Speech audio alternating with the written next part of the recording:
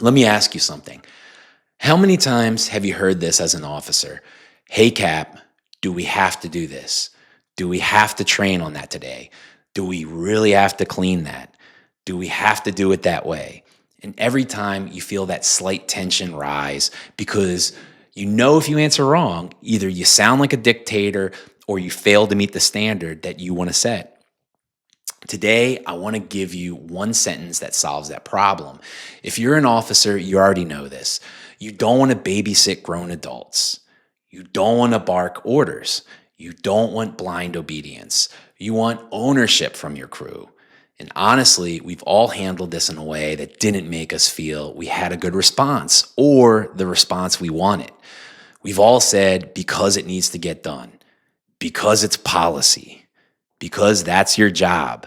And yes, it works for today, but over the long term, it doesn't get buy-in. It teaches the crew just to follow the rules.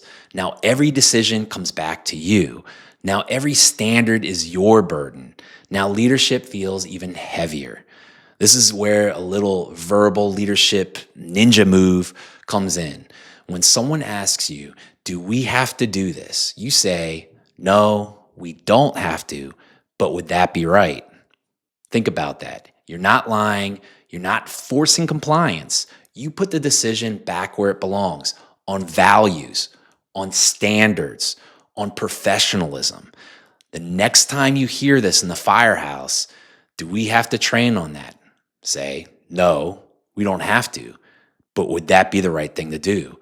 Do we really need to clean that? No, we don't have to, but would that be the right thing to do?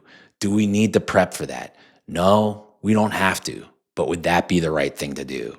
Now it's not your standard, it's our standard across the company, across the firehouse.